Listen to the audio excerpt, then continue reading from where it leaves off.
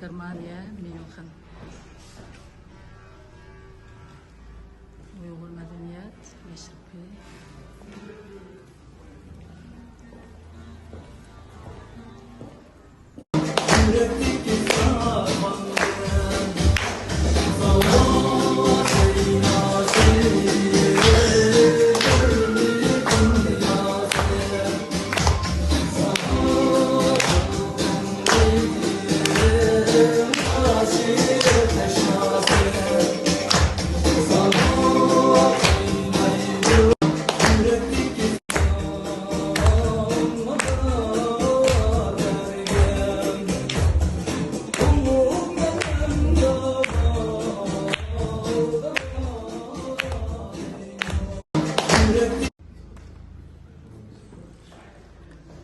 İki ming yigirma to'rt, ikkinchi ayning 17 kuni Germaniya, Myunxen.